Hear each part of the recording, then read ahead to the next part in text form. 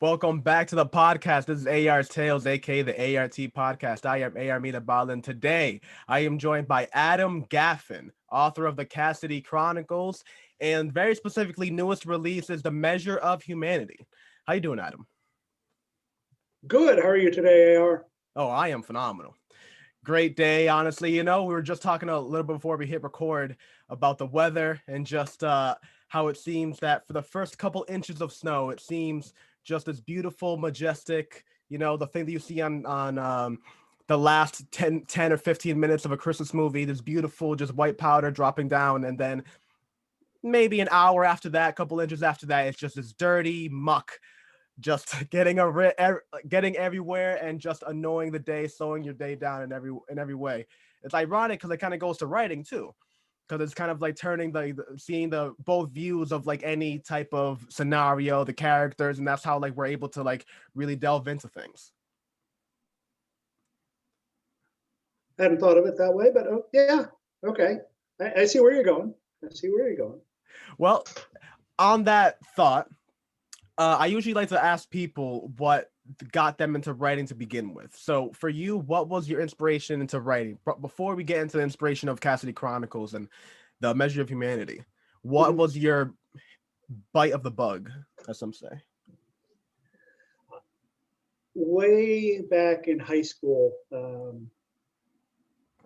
took some courses which encouraged us to do some creative writing. And I had a teacher who was further encouraging of the process and of what we were producing. So from there, I got the idea, okay, I can do this. And I've been writing on and off ever since. I don't really want to say how long that's been, but it's been long enough. Well, is it something that, so it is 100% only something that was brought out because of a professor? It wasn't anything that you had that you were playing with your toys and you just kind of like think, hey, I kind of like playing with these plot lines a little bit, or just you would like just like studying people or watching movies. I remember that was my thing, just like getting really into movies and TV shows. Or was it something that just fully came about with this teacher kind of bringing this idea in your head? I think it was I think it was mostly his encouragement. I've been a reader, since I was that tall. So likewise, been exposed to all of these stories, been exposed to all of these worlds and universes and characters and incredible ideas, and then to have a teacher say, "Well, you can do that too." Really? I can. Okay, let's do this. So,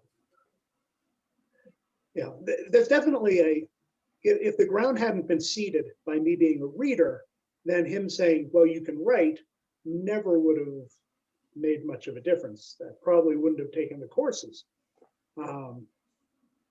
But because that ground had been prepared, then when he said, "Oh, you can do this," it found a place to go and a place to prosper.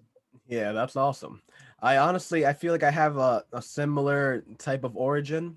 Well, not really, because like I said, like it was I feel like I was just like an idiot.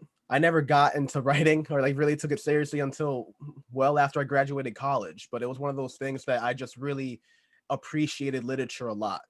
And I remember the first teacher that no one got me into writing. It was one of those things that, you get like this idea in your head and it festers, and eventually one day it's just not enough to have it in your head. You have to write it down, right?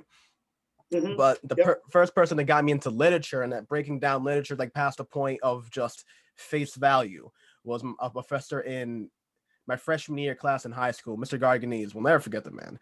And just the way, and I think what sold me onto him was the passion in which he spoke. The fact that he was able to convey such meaning off something that to me was like, beyond the point. You know, we're talking about a flower being white. How does this now tie into the purity of life and all these things? And I'm just in the back of class, I think it's like outrageous, but obviously it's things that now I'm saying these flowery things over other people's writing. You know, I'm over here Mhm. gesticulating over snowfall. It's ironic how things like flip, you know? Yeah, oh, definitely, definitely. And then, and you incorporate all of these ideas that are just, we're all being bombarded all the time with all these ideas, all these concepts, all this information, and some of it sticks and you're aware of it and you use it in your everyday life. And some of it, you don't realize that it got past your defenses, and it might be a week later or a month later or 10 years later, and all of a sudden you come out with this, oh, well, because this is here, it relates to this part, 3 chapters further on. And when you combine the two of them, you get this complex metaphor. And then you're left there saying, wait a second, who is that? Who just, is this me?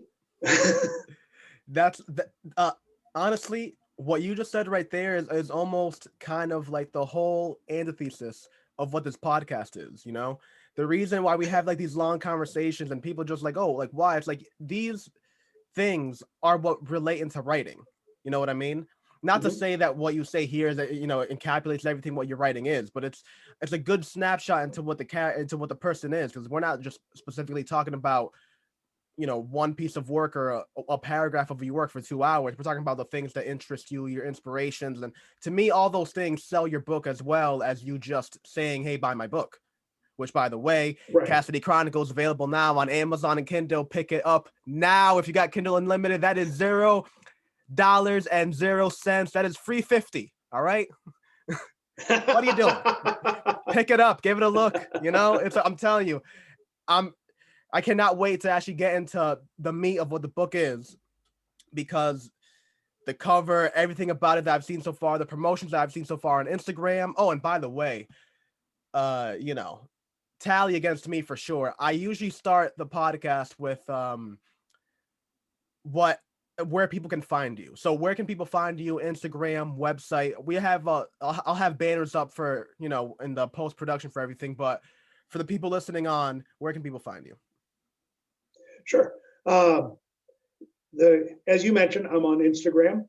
I'm actually there just under my name, Adam Gaffen. I'm not hiding under some pseudonym or some kind of clever. No, it's me. It's me. What you see on there, that's me. I'm also on Instagram. We're doing a virtual book club, so that's VBC, Adam's Dreamers VBC, Virtual Book Club, and that's on Instagram as well. And you can also go to my website. That's www.CassidyChronicles.com. And I have a post up every day, sometimes 2 or 3. I do interviews every Monday with other indie authors. So they come onto my website and talk about their books and their experiences and what it's been like for them to what inspired them to start writing, and we really get into it. That's every Monday, and that's up on the website. You can also find me on Facebook.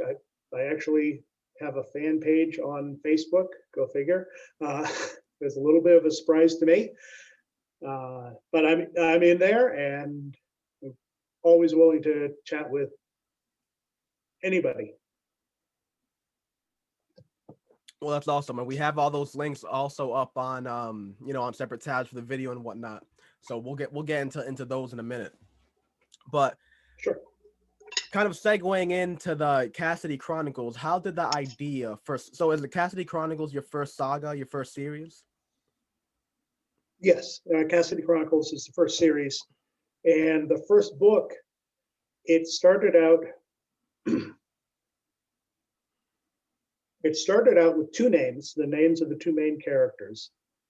And they're, just, they were cool names. They were just kind of floating around. It's Ayanna Cassidy, and at the time it was Kendra Foster Briggs.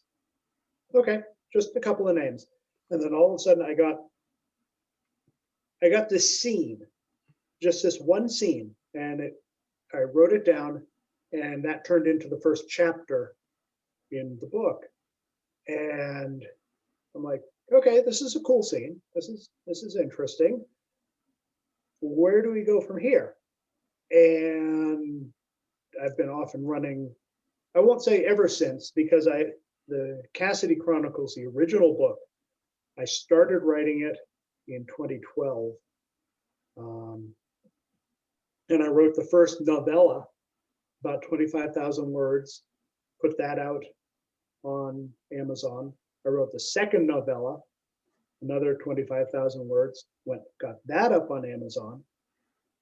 And then I got about 10,000 words into what was going to be the third novella, because there were supposed to be four. The idea was there were going to be four novellas, tell the whole story, in little pieces. I love that. Yeah. So I got 10,000 words or so into it, and then more or less just stopped. I mean, life got kind of chaotic and busy, and I put writing aside, figuring, okay, I can pick this up again. I'll just pick up the story, and over the next, so this is 2013. Over the next 7 years or so, I wrote a total of 3,000 words on that novella. So it really wasn't going anywhere. It was like, was that with constant work, or was that type of like just writer's block?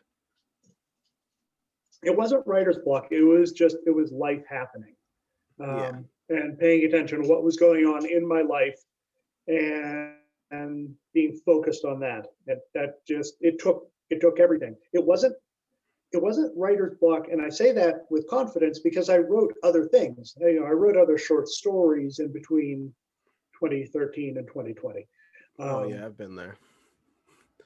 So it's not that I wasn't producing. It was not that I wasn't writing. It's just this story wasn't going anywhere. I knew there was a lot more to the story. I just wasn't ready to write it. So fast forward now to April of last year, middle of the pandemic, everything's shut down, and all of a sudden I got time on my hands. So I go back to it, and suddenly I knew where we were going. I knew where the story was going to. And so I got it all written out.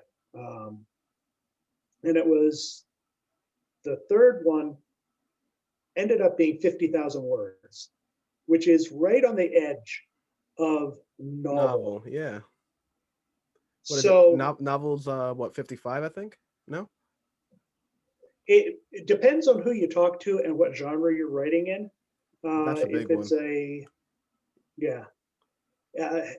50,000, you could put that out as a novel for, young adults across most genres. Fantasy, you could put that out as a novel. A romance, you could put it out. A mystery, you could put it out. Science fiction tends to run a little bit longer, but it could have worked. It could have worked as a standalone, but then it would have been twice the size of the other two. And I thought, no. And I wrapped up the story.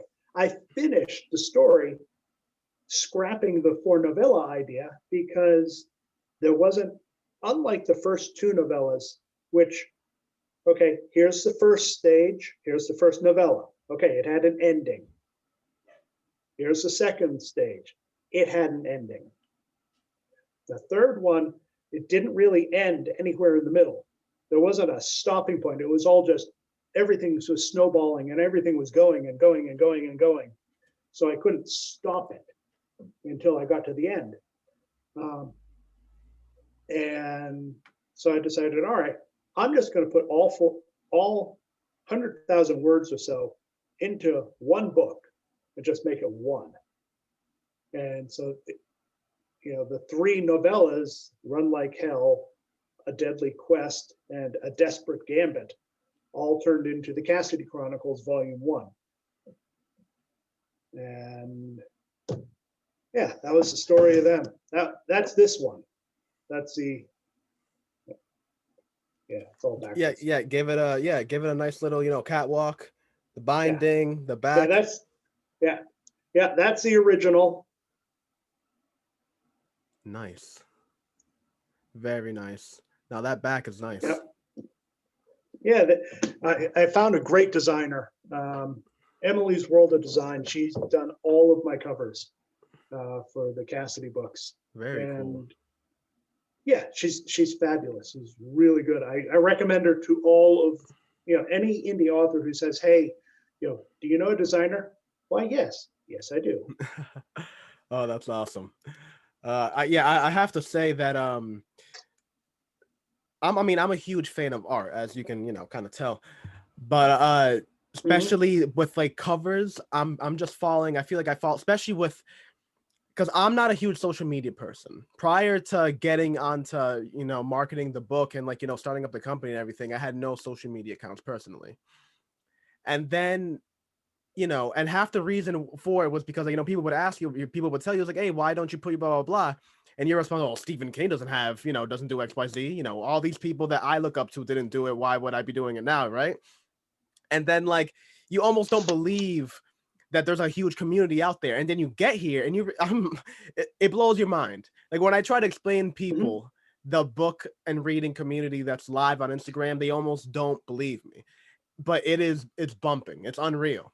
And the amount, God, the amount of accounts that I see that like will show like a book cover that will generally get me like jealous and just like like get you like being like, man, I need to get my game up. You know what I mean? Like if they're doing this, what am I doing? Like it's the most beautiful type of competition, because it's not like that envy lasts for 3 seconds and then it gets replaced immediately by like, oh, that's awesome for that person. You know what I mean? Like whatever they did is something to admire, and then like follow in suit, not to actually get like mad over it. You make sure you like it, make a comment, hey, that's awesome, blah blah blah.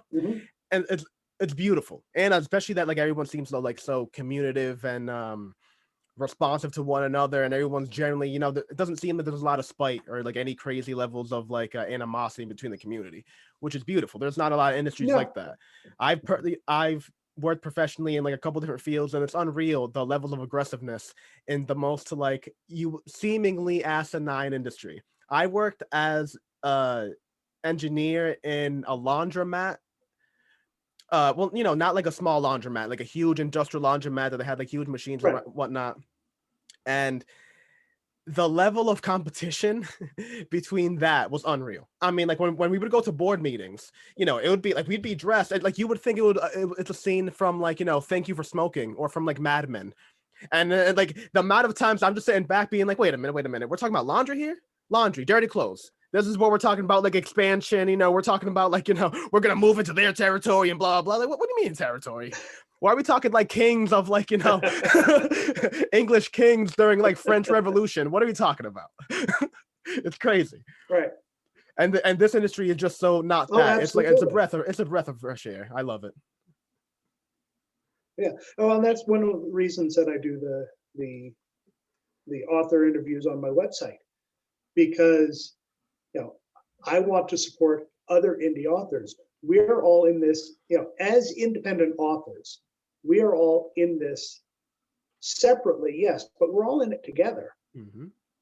We don't have any of the big four companies behind us doing the marketing, doing the promotions, doing the cover design, doing the layout, it's all us and the people that we're talking to. So, and we don't work any less hard than your Stephen King's or Dean Koontz's or any of the other big list authors. We don't work any less hard. Our craft is not any less difficult than theirs. So why shouldn't we support each other? Somebody who reads my books might or might not read another indie author's books because they don't like they don't like that genre.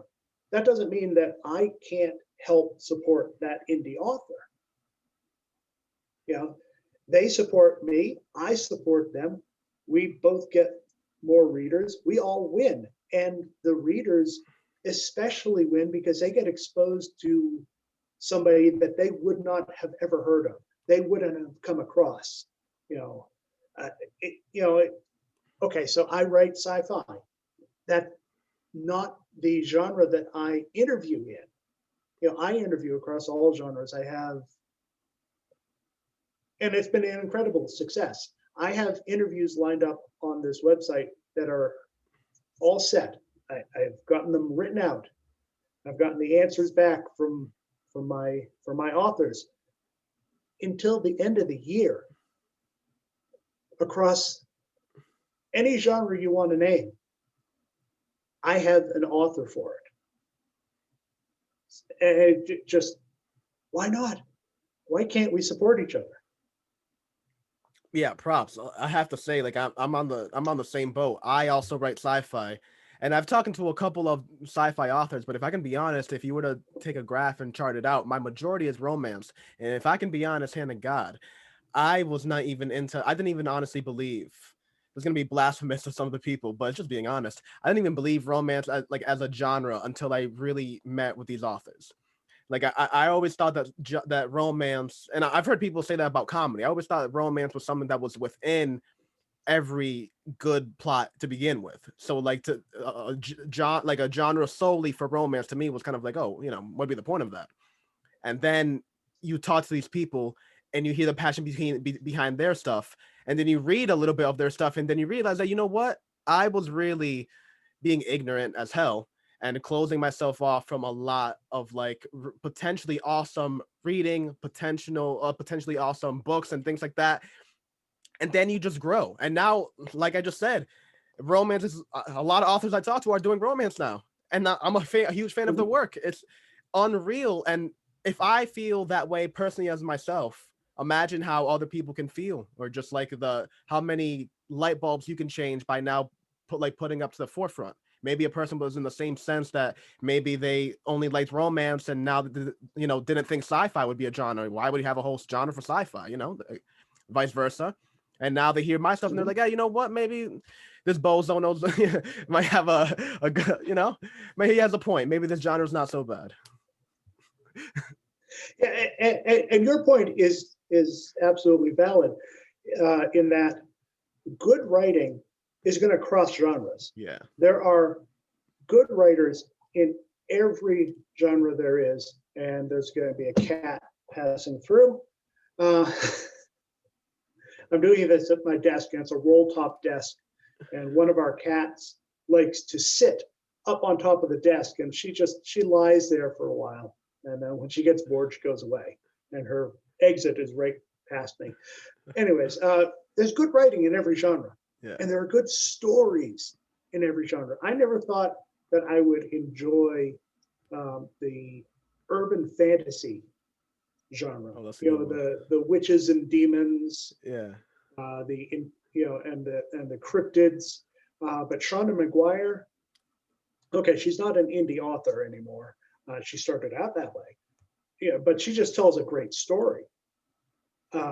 Kim Harrison, another one who's not an indie author, but she tells a great story. I'm really enjoying the stories that I'm reading.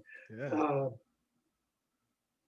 So you got to be open-minded, and you got to just say, okay, I'll give it a try. And then maybe you get halfway through, you go, okay, yeah, I really can't wrap my mind around whatever the central plot point is. Fair enough, you gave it a try. Yeah. But I think for most people, if the story is good and the characters are well developed, and especially for me, if the dialogue is crisp and it feels like genuine, real people talking. Yes. It's not plot points being like, plot point A said to plot point B this. It's like feels like, a genuine characters that have actual emotions and actual, that to me that's the best type of writing, because then you get excited as a character. I mean, as a reader, just in the situation, just knowing, like, if you develop the character enough, just knowing that, you know, this character is going to be in a room with this character excites you. You know, oh, I'm sorry, what were we saying? Yeah. Oh, I was just gonna say, yeah, and seeing what's gonna happen.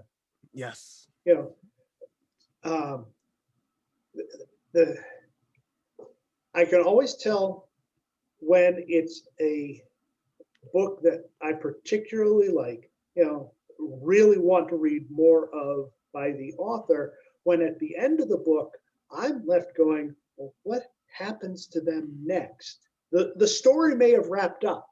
You know, they may have written a completely, you know, okay, all the loose ends are tied up, you know, put a bow on it, done.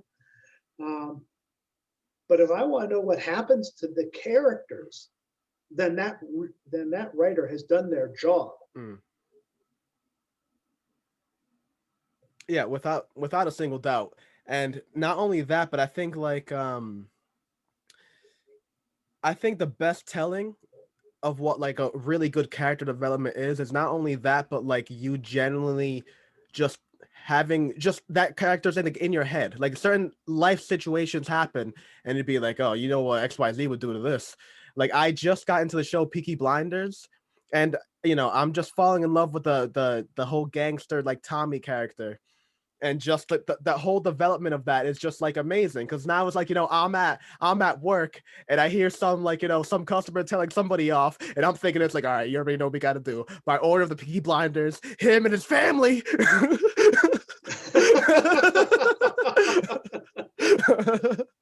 You know, like, it's just, I love that. And like, I mean, I have love for so many different, like, amount of things, like now that I've opened my mind up to romance, the amount of, like, romance movies that I wrote off before that I are just, like, phenomenal now, or the amount of sci-fi movies and the amount of content that, as you said, every single thing all lines up into the same, like, they're all tributaries to the same lake, you know, or river or ocean, how you want to think about it. It all, you know, all paths lead back to Rome, in a sense. It's just like everything that you think about, every, like, little thing that you intake, life experiences, TV shows that you like, books that you read, they all lead back and kind of contribute to this mass of your own creation, and they all, like, ricochet, and they all just, like, you know, give you inspirations and motivate you in, like, different little senses and whatnot. And in that sense, you said that you're a fan of sci-fi. Was sci-fi, and you said that you were reading since you were, you know, a wee lad. Was sci-fi your first introduction into reading, or what was, you know, what got into you into reading, into literature?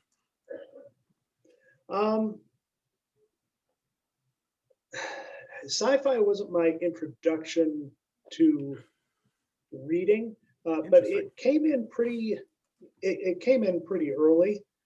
I think I was probably 8 or 9 the first time. First time my father got me a copy of Asimov's Foundation series. That was one of them. Yeah, Asimov's the man. I also I grew up with parents who believed that anything that appeared on public broadcasting was going to be okay. Yeah, it's on PBS. It's going to be okay for our 3-year-old, 4-year-old. So there I am at 3 or 4 years old, and the only TV channel that I can watch is PBS. And so I got to watch things like, Doctor Who. You know, so there's an introduction to sci-fi. Hell yeah. Baker. And along with that, I also got an introduction to Monty Python. Hell yeah. So, Holy Grail, or like yeah. Oh no, the original sketches. Yeah. Oh my god, yeah, I forgot that they did that they had, like, a little syndication. Oh wow. Yeah. You can't find those anywhere. So that's, you know, that's what I got to watch. You know, I got to watch Fawlty Towers when it came out. You know, the great John Cleese and Carol Cleveland and series that ran all of, I think there are 13 episodes. That's it. That's the whole series. But it's a classic. I was, because I was interested in science fiction and Star Trek as well. Star Trek is huge because it was in syndication. And so, and most people forget about it. There was Star Trek, the animated series. I got to see that one when it came out. Wow. I don't really remember it because I'm this tall. But were they parallel? Like when the animated came out, was it prior to the real action, or how did it go? No, all right. So the original came out 66 to 69, and then 4 years later, the animated series came out. And it was only on the air for a year, but they got all the original actors back to do the voice roles. Wow. With the exception of, who was it that didn't come back? It was Chekhov. So Walter Koenig didn't come back, but they got everybody else. They got Nimoy and Shatner and Nichols and the whole gang to come back and do the voice roles. But they could do so much more with the animation than they could with the live action. Oh, definitely. And so that kept it alive. That kept Star Trek alive. But I remember as well listening every week the Hitchhiker's Guide to the Galaxy. I can get that tattooed on me, man. That is my book. Okay, so then you'll probably know this. Hitchhiker's Guide to the Galaxy started off as a radio series. Yes, it on did. The BBC. Douglas Adams, he's the OG. Yeah. I'll tell you a little piece of trivia about Douglas Adams in a second. But a week after it would air on the BBC, it would air on PBS, on National Public Radio. Yeah. So every week, my father and I and my mother got dragged in as well. We'd listen to the radio series of Hitchhiker's Guide to the Galaxy way before it became a book. And okay, the piece of trivia I promised you. You know what Douglas Adams's other job was while he was doing Hitchhiker's Guide to the Galaxy? Damn it, I used to know this, but no, I can't remember. He used to be a script writer for Doctor Who. Oh, you know what? I'm a liar. I didn't know that. Wow, I didn't know that. Huh. Yep, he was a script writer for Doctor Who. Wow. And, he did some of the. That makes sense, though. That goes. It's hand in hand. Yeah. And so, all of those things, all of those different, hearing the sci-fi got me into it, and then the reading it, just accelerated that process. Yeah, I mean, and just talking still like geeking about on Hitchhiker's Guide, I think that people don't even really recognize how much influence that's had over the entire industry, not just sci-fi, but just like any content. Think about how many times you see a character saying 42. Or if like, I don't know if you're into like the Spider-Man Into the Spider-Verse movie, the number 42 is dropped, I'm telling you, like hundreds of times throughout that movie. Like they go into the thing, into a station, it's 42, the date that happened is 42. And that's just that one example. I've seen 42 in just about everything, and just a random number at the end of like a spaceship name will have like, a 13-digit code, but it ends with 42. It's just like the amount of respect that the man has generated. And you can't tell me that's coincidence. Or it just happened to end with 42. No, that's the answer to the universe and life. All right. We all know that. Don't panic. It's just the answer to everything. Don't forget your towel. And don't forget your towel. Do you know where your towel is? Why would I need a towel? You don't know where your towel is? The Vogons are coming, man. You need to get off the planet. You need your towel. And the Vulgans, and the whole, like, just with the Vulgans, like how their poetry is so like excruciatingly horrible that like, I mean, everything about that is just like that is the golden ratio to me. Like how people like look at like the Mona Lisa and like, oh, like that just like goes like that is in essence what art is. To me, that book is what writing is. That is, and that man in 200 pages takes you quite literally, well, metaphorically, around the galaxy and back, and takes you to like what 3-4 planets. You mean like 4 or 5 races of people. You mean an intergalactic president that's a psychopath. Uh, and I mean, just well, a portion of him is a psychopath, and it's just this whole, I mean, beautiful. It's just unreal, and the wit behind it. There's one thing, a line I think in the beginning. I want to say it's the first chapter, and it's like it's kind of the narrator kind of critiquing Earth, and he says that the people on the planet Earth are all obsessed and driven by an obsession with uh, paper with the green faces on them, which is ironic because the green faces are never smiling. Okay, it's Oh, do you know the real quote? the Oh, please. solutions. Yeah, a lot of the solutions seem to involve the movement of small green pieces of paper. He's talking about how everybody could be happy, and a lot of the solutions seem to involve movements of small green pieces of paper, which is odd because on the whole, it wasn't the small green pieces of paper that were unhappy in the first place. Yeah, God, just it's one of those things that to me that is what writing is. If you have one of those type of lines in your book, you're guaranteed to do well. If you have one of those lines, that book has that every page, at least one of those lines. It is just on a it's on a different level, and it's just the way that as you said, everything goes together. Doctor Who is another one that just blows me away every single time. Who's your favorite Doctor? Just out of curiosity. Okay, if you had asked me 10 years ago, it would have been Tom Baker, Okay. without a doubt. Of course, your first introduction is always like, Right. Matt Smith, the he was a good 11th one. Doctor, yeah, he brought a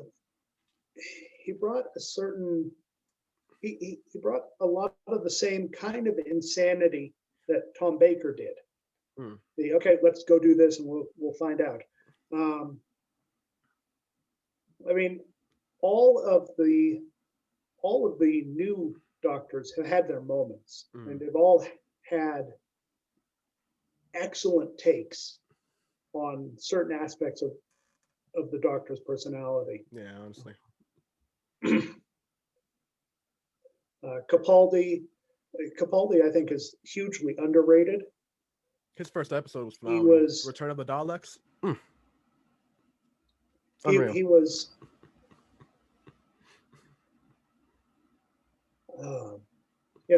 David Tennant, of course. He's the one who really propelled Doctor Who back into the conversation.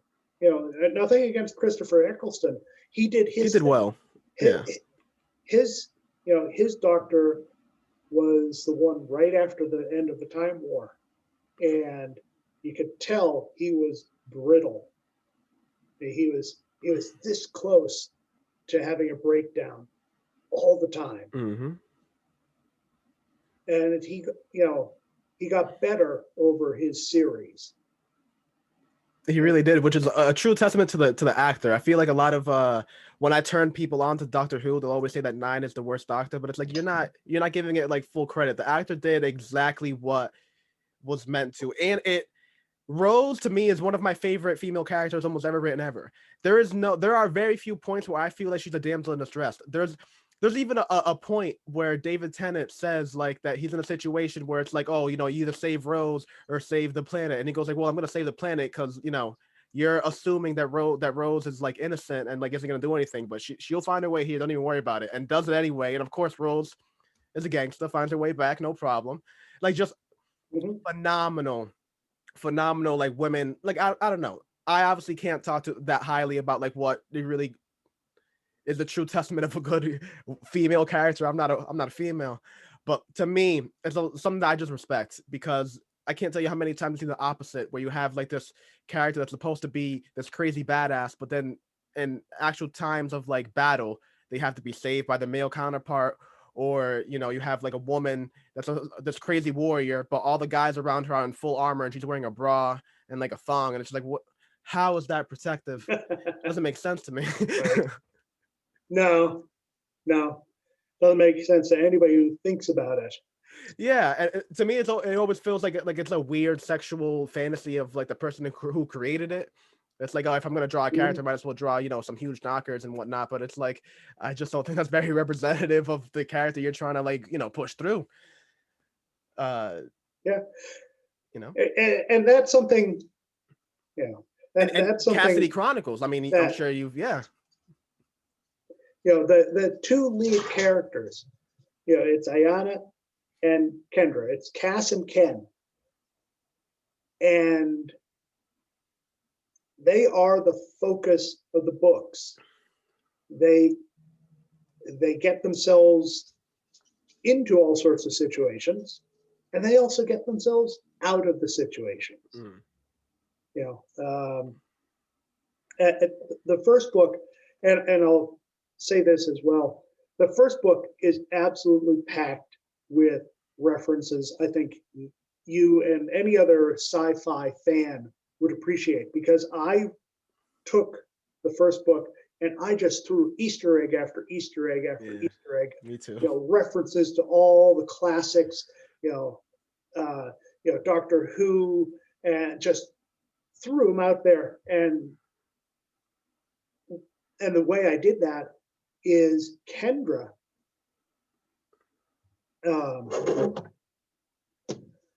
Kendra is all right. So character sketch time. Ayana, Cass is the a one genius. with the redhead, no? The redhead, yep. She's a genius, flat out. She went to MIT. She has a doctorate in optical engineering and a master's degree in quantum physics. Oh. Quantum physics wasn't challenging enough, so she did a doctorate in something else. She is, just boom, brains. Kendra never went to college. She went and became an actress. But Kendra became an actress because growing up, she got obsessed with 20th century and early 21st century pop culture. So she knows all of our tropes. She knows all of our fandoms. And she's said, "Ooh, yes, please." And she's just bought into all of these things. And one of the things she bought it. And so that's how I drop a lot of the Easter eggs in there, because she brings them up. They have to, at one point. Oh, I see. That's awesome. That's like Ready Player One, where he was like just able to drop as much Easter eggs as he wanted to, because literally it was like the plot of. Oh, that's genius, man. I gotta say that actually made me a little. Damn, I didn't think of that. She and Cass are on the run, and they've gotten out of their hometown, and they're now in Las Vegas. Las Vegas is a free city. It's its own country, which it may as well be now. And they contact an old associate of Kendra's who's a forger, because they need new identities. Somebody's trying to kill Cass. They don't know who it is, but they can't go on the grid. So as soon as they go on the grid, it's red flag, come kill me. So they need new identities.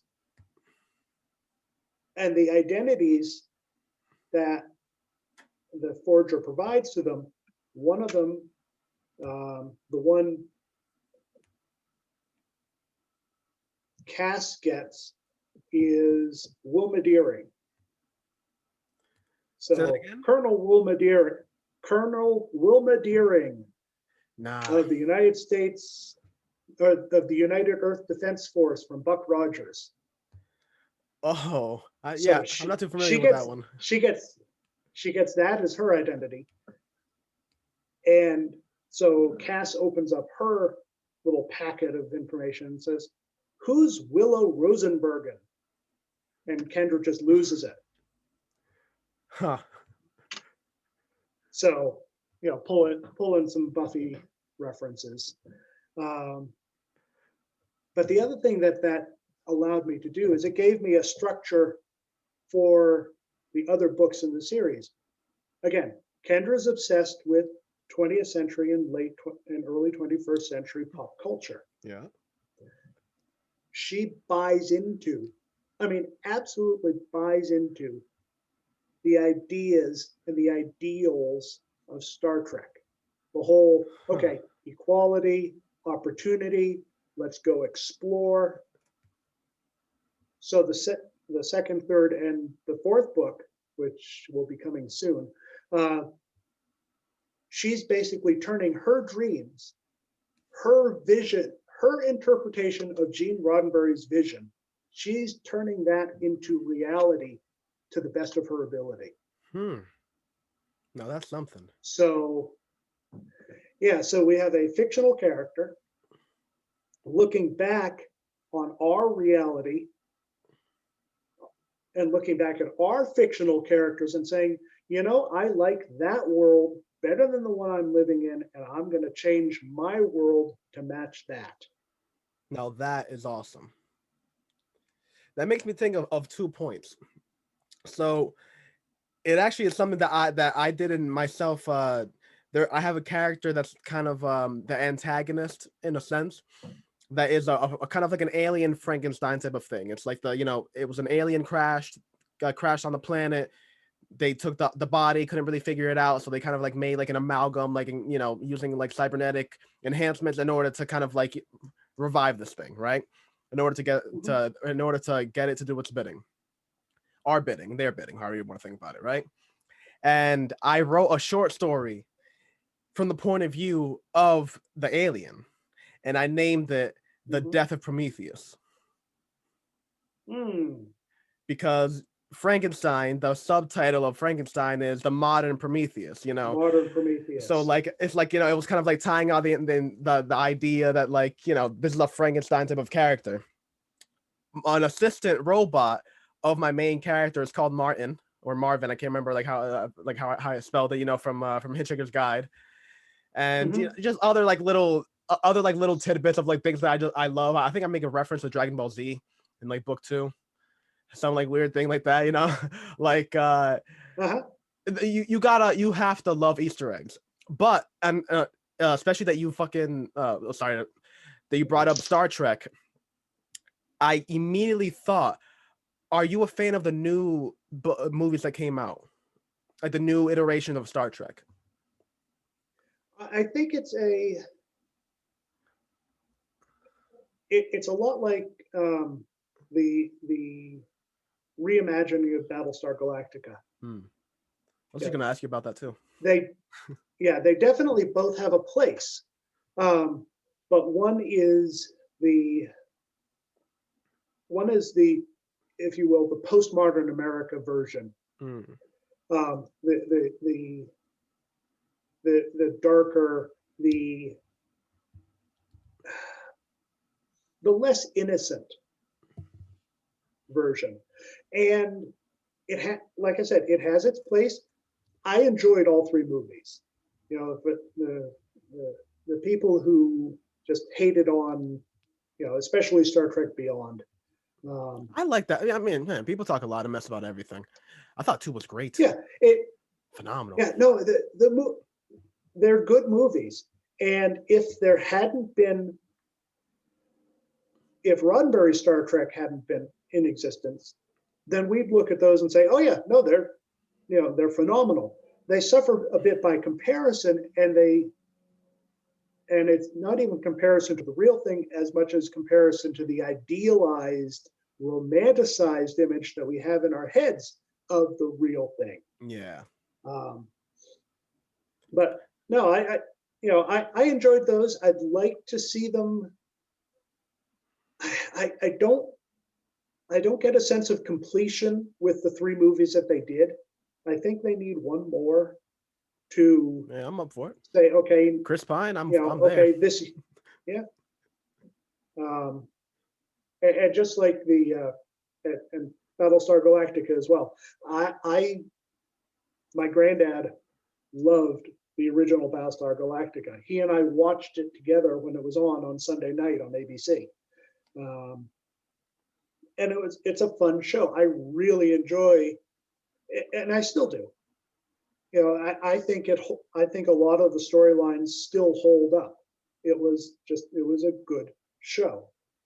The new one I enjoyed as well. I watched the whole thing, and even though it is darker, it's not incompatible. I think it's more I think it gives more of a complete picture of what was going, what would have been going on in the background of the original series, because it brings all the politics and all of the humanity, for good and for bad. It brings all of that stuff out into the light, whereas the first series was very much just, okay, we're trying to get to Earth, and here are the problems we're encountering along the way. Now that's interesting. And also it kind of like brings me back, because you speak so passionately about these things. It kind of interests me, bringing back like the Cassidy Chronicles. So you have a character that's now obsessed with these ideas, and all the fandoms that we just talked about. But what is the fictional world, if you can dive into it without getting too much into too many spoilers, but what is the world that they live in? Because she's using these fandom as escapism, the same way that we use, she's looking back for escapism while we look forward for the whole idea of sci-fi, right? So what is the world that she is currently living in, that they are currently living in? Okay, so it's not a bad world. It's not post-apocalyptic or anything Thank like God. that. I feel like a lot of plots are just seem like crazy. Like it's like, oh, everybody's dying. There's like 4 of us left. It's like, oh, okay. I mean, no, it's set a century in the future, and okay. It's set mostly in the United States, or what was the United States. In that world, the United States is broken up into 12 different countries. And it was a gradual process. And it was a mostly peaceful process. I like that. Somebody else had asked me, well, you have all this technology that's gone on, and all these advances in technology. How do you reconcile having more advanced technology? Because I have them in the second and third books. They're just on the verge, they're just on the cusp of inventing warp drive, and nice. Going faster than light. Right. And I was asked, well, how do you reconcile that with, the United States having broken up? Won't that have disrupted everything? To which I said, well, there are two things to that. First, if you look back through history, wars always spur technological improvements. Always. Literally Star Wars. Well, just look back to World War II, and you go from biplanes at the beginning of it. Okay, yes, there were single wing planes, but a lot of single motor propeller. There were biplane. Yeah, but there were biplanes being flown by the air forces at the beginning of World War II. And at the end of World War II, we have jets, we have rockets, we have radar, which had been dreamed of beforehand. You have all these advances, which had all been theoretical. Oh, well, I wonder if we could do this. So now, in the crucible of war, all of these advances happen. So there's that. War accelerates technological advances. It doesn't stop them. And the other part is, it wasn't all war. Okay, yes, there'd be a little war going on over here as this couple of states try to break off. But for the rest of the country, or countries, who aren't involved in it, life goes on as usual. Hmm. So it's not a bad place for them to live in. But like I said, Kendra, at the end of Cassidy Chronicles, Kendra discovers that there's this warp ship being developed. And she's like, oh yeah, I'm going after that. That's my dream. I'm there. Yep, Yeah. I'm gonna make that happen. Yeah, she got Star Trek on the mind. So she does. Yeah, that's an awesome way of thinking about it. And the development of the actual technical aspects of it. How did you go about the development of the technology? Is it something that you the whole aspect of that is, I think, is a pretty interesting debate where I've know a lot of sci-fi people that are pretty split up on it, that there are people that they believe in kind of like mysticism around technology, where they just kind of like, oh, this is the technology, and then the same way that we really don't know about our iPhones, they just kind of like, dismiss the actual development of it. They just kind of like, this is how it works, this is what we do with it, don't even question about all the other stuff, we're just going to move forward now. And there's other people that really kind of build it up and like, put the actual gut development of the thing. They talk about, they throw pseudoscience in there, mix a little like a modern developments in whatever field you're talking about, quantum mechanics, whatever it is, and then they kind of like go from there. And I have to say, I'm definitely in the school of the latter.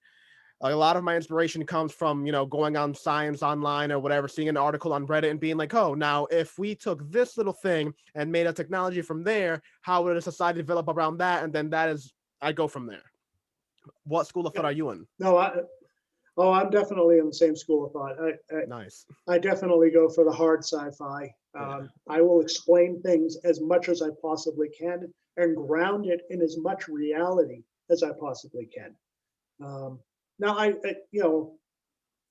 will set I steer away from explaining exactly how warp theory works. Hmm. That's kind of okay, I'm stating that warp theory works, and this is how it works, and I explain how it works. But it's I'm not going to try to create a warp theory textbook. Yeah.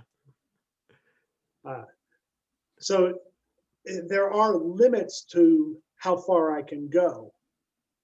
But Cass's the invention she comes up with in the first book, which is why people want to kill her, she figures out a way to make teleportation possible. No, that's I won't say something. exactly how. I won't say exactly how, but it's grounded in current technology, and it's grounded in quantum mechanics, because there is a thing called quantum teleportation. Yes, there is, by electrons. Exactly. So, it goes from that very real basis and expands from there. It asks that question, well, what if? And she, and I say, okay. So she asks the question, what if? And she answers the question. She figures out a way to answer the question. Now that's really awesome, because I have a similar thing where one of my main characters is kind of like the engineering mind and develops things, but teleportation is actually something that is already a staple in society. By the time you open the book, it's already kind of like there. And the way that they develop it is kind of leads up to what I said before with the death of Prometheus, is the studying of this alien body. The first revision of them studying it wasn't to try to revive it, it was to try to study its like DNA. Through the study of its DNA is how they developed uh most of the technology that they use currently. At the time of the chapter one is what they use, that's how they develop most of the technology. So it's kind So of, they reverse engineering. they were exactly, and I got most of that inspiration from like the whole Roswell thing.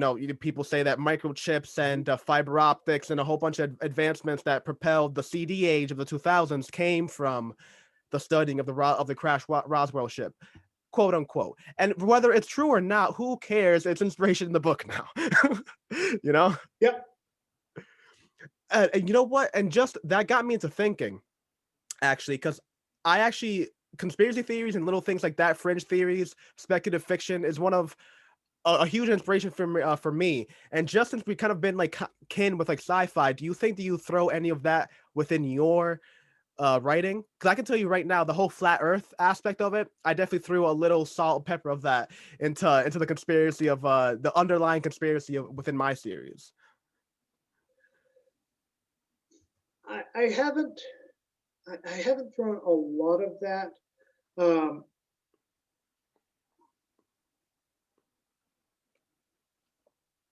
it's been pretty above board. You know, it's yes, there are things going on, you know, which are in opposition to Cass and Ken and their ambitions.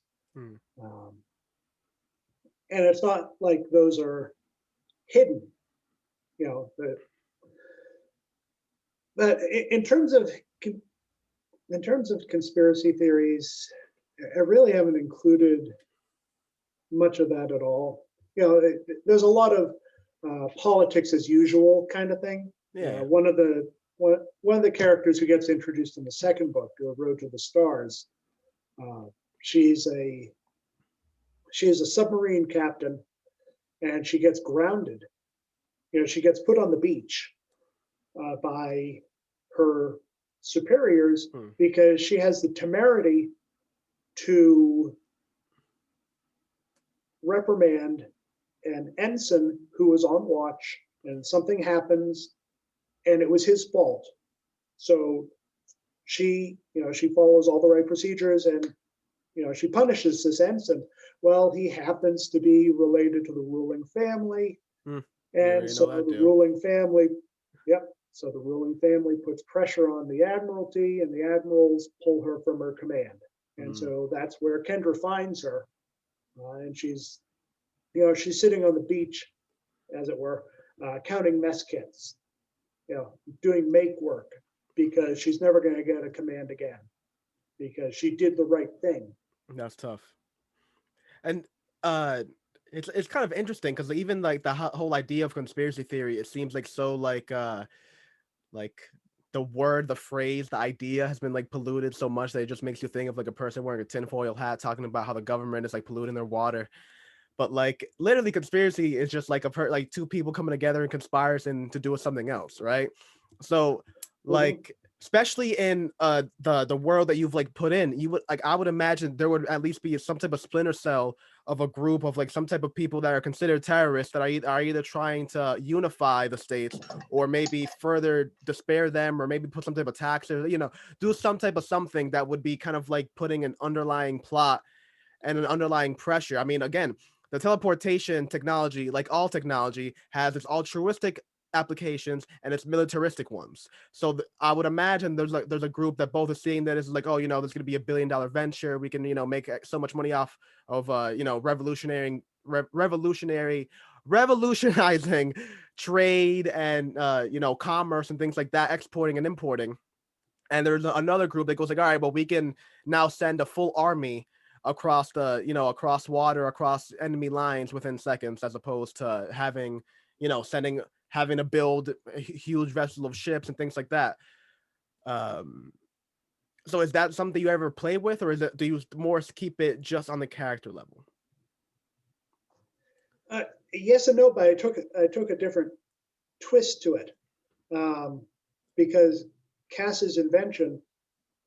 What's the first thing it's going to revolutionize? You said it, the transportation industry. Yeah. The only problem is you have a transportation industry that at that point has how many centuries No, that's a behind good it? point.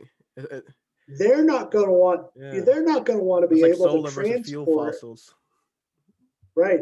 Okay. They're not going to want to be able to just send something from here to there with nothing in between, because their money all comes from the something in between.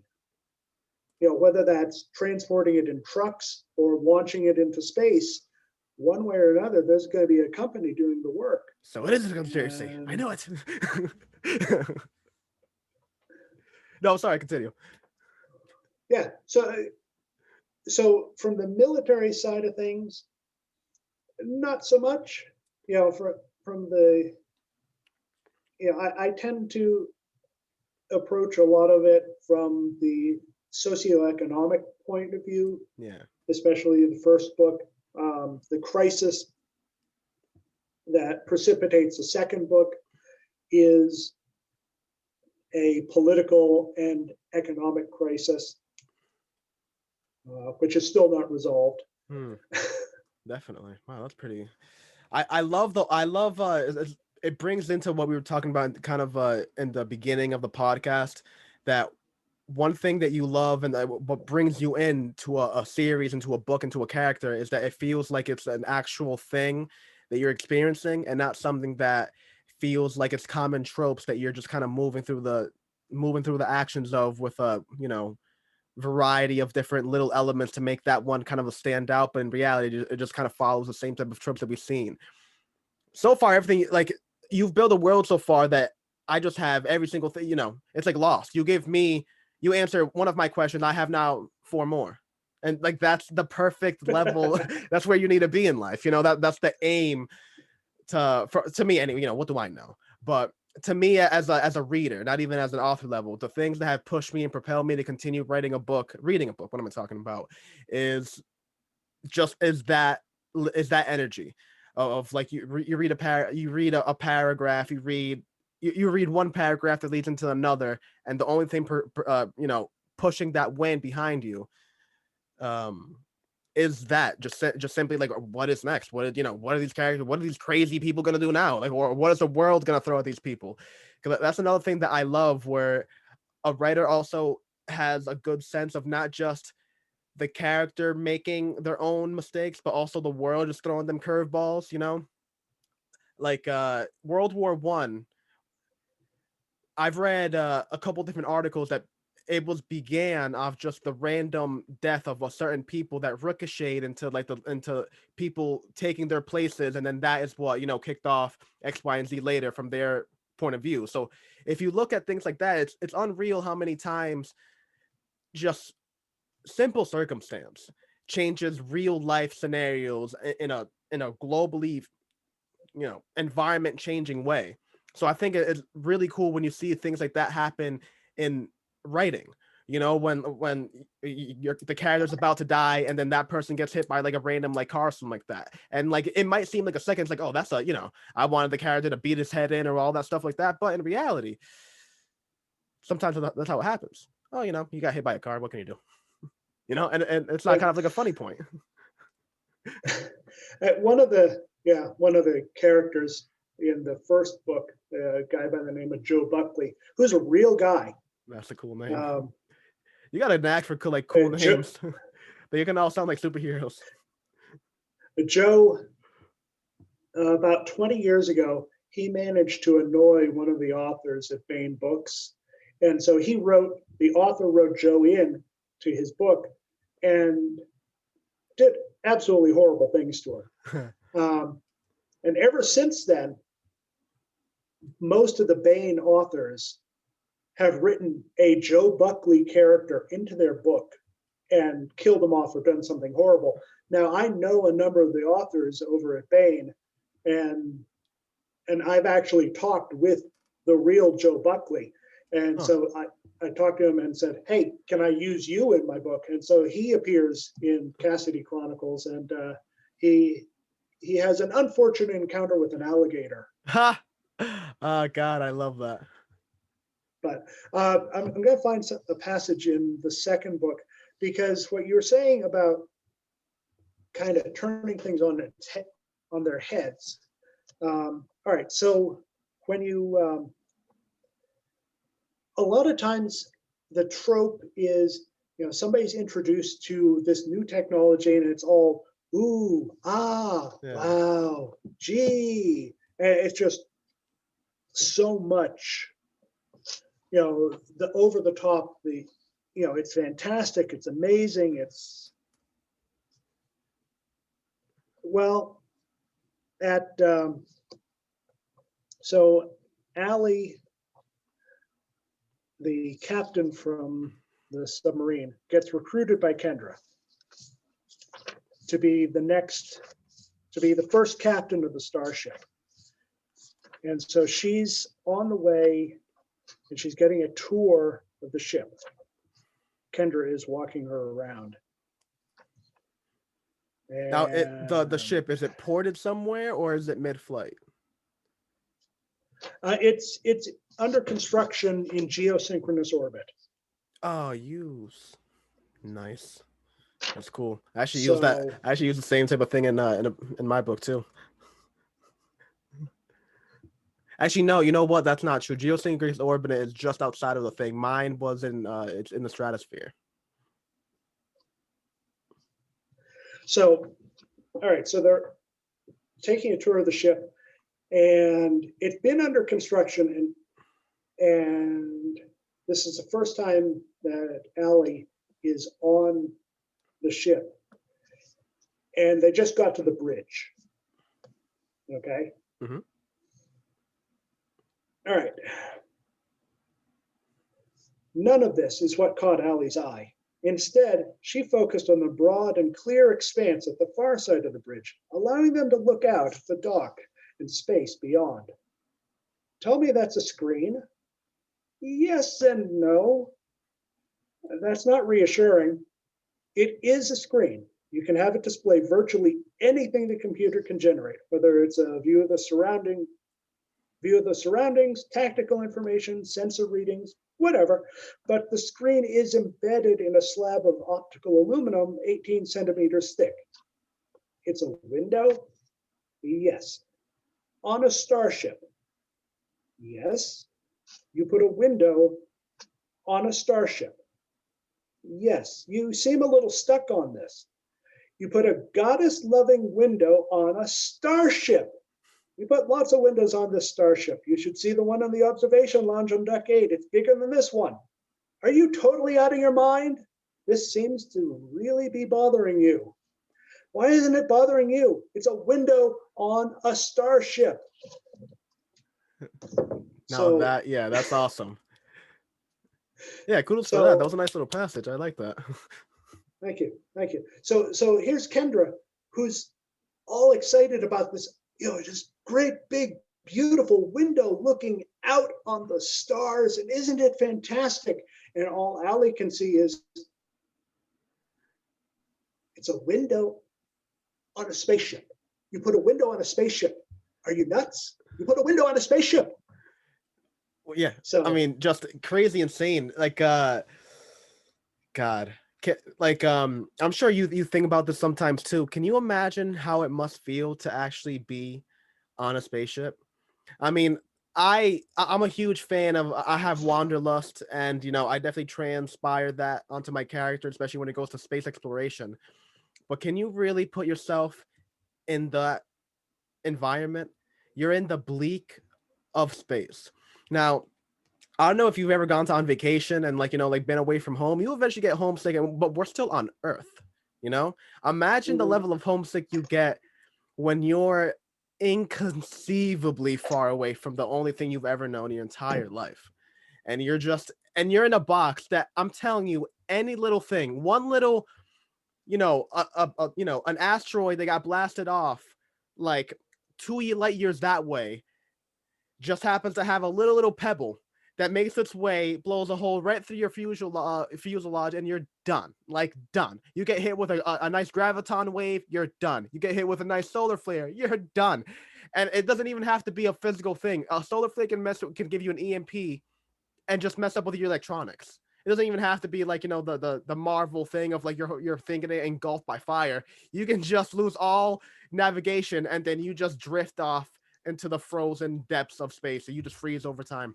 I mean, it's just the craziest thing to imagine. But yet the most, being on an observation deck and seeing a nebula in person, I mean, Jesus, there's only certain things. Or seeing a black hole, that's my big one. If we ever get into exploration and like that level of space commerce, I'd give my entire life savings to see a black hole. That's a good way to go out. Really great. I'd love to be blasted off into a black hole, and that's how I go out. That would be interesting, getting spaghettified over the next several billion years. Yeah, exactly. What is the perception of that's Once the main once you thing. pass, Yeah, what is the perception of yeah, being once you pass the spaghettified? event horizon, who knows? Yeah.